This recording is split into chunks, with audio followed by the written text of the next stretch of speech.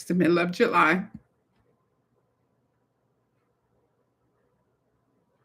The sun is out. You're technically on break.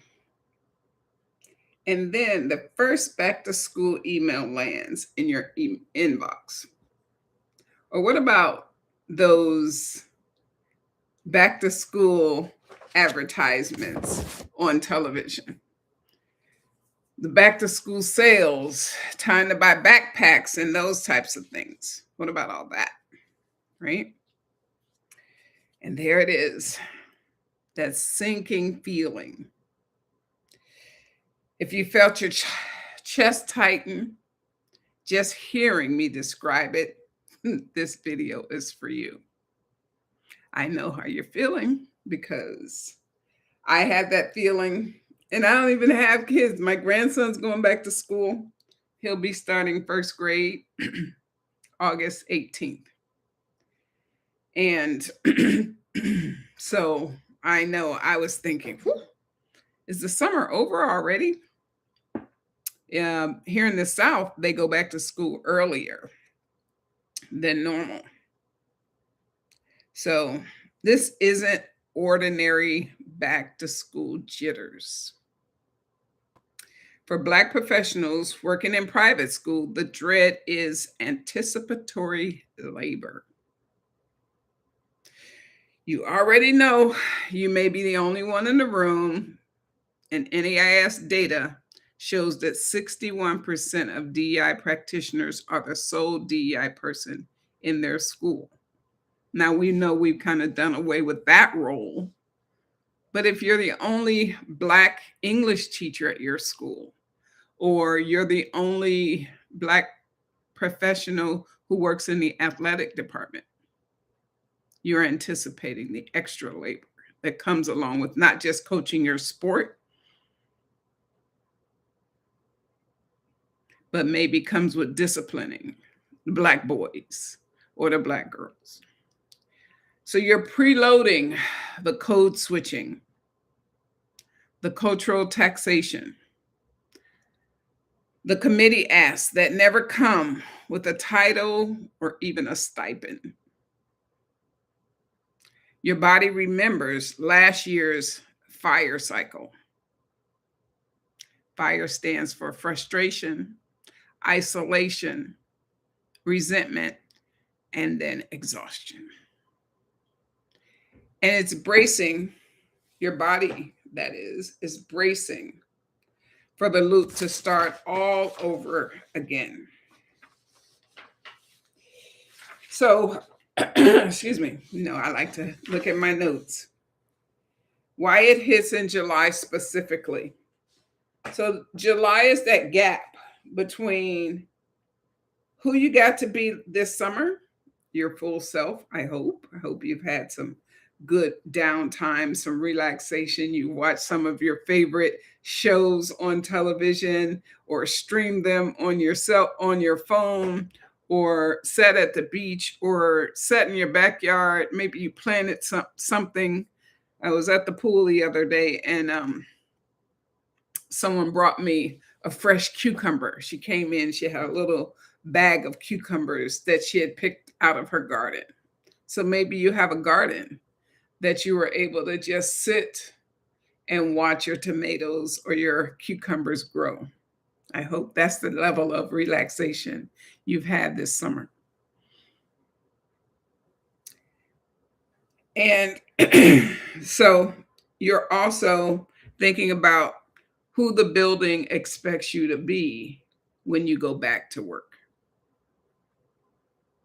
Those expectations can weigh on you. So the dread is a measurement of that gap. It's not weakness, it's just data. So what do you want to do differently this year? You want to start the school year the same way you did last year? Or do you want to name it before you walk in? Excuse me. The dread that you've named loses half its power. So if you name it, there's I think it's Alcoholics Anonymous, First, you have to identify the problem, you have to name it, and that way it takes some of the power out of it, by saying, yep, this is the job, this is the type of environment that I'm headed back into. Okay, so you name it before you walk into the building. If this is a new school you're walking into, maybe you've already walked around and, think happy thoughts. You got your affirmations ready. Okay. You can decide now what you will and you won't carry this year. The unpaid committee work. Can you just speak to the parents when somebody asks you to do that, right? I think about that, especially as you prepare to welcome new students into the building, because we are student centered. That's what we do as educators. We're there for the kids and we want them to have a great experience. And if you're the only Black person in the building, or say you even recommended they come to your school, that's added weight in addition to teaching your subject matter or being a department chair and those extra things. So you build your outside the building support before the school year starts. Not in October when you're already in the cycle. So that's a suggestion. Think about the doors of the school are opened. And once you start going, right? I used to say, add kids and stir. You never know. The beauty of being an educator is that you never know what your day is going to hold, because we are in the people business. And being in the people business means that people come, we're complicated beings. And you never know what the kids have been through. You never know what your colleagues have been through as they come in that door, and they may plop down in your office or in your classroom, and you want to be ready. So here's what I know. After 25 years working in private schools, the professionals who make it, who thrive, not just survive, are the ones who stopped trying to figure it out alone. That's exactly why I built our own lane.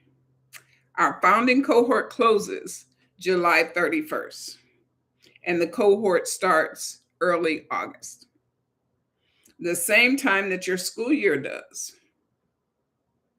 So you have a choice about how you walk in this year. The link is going to be in the description, and it's in the pinned comments. The on-ramp is free. The door is open. You don't have to figure this out alone. Our own lane was built just for you, to support what you need as the adult, as the Black professional working in private schools. Okay, so I hope you'll join the community, and I look forward to supporting you. See ya.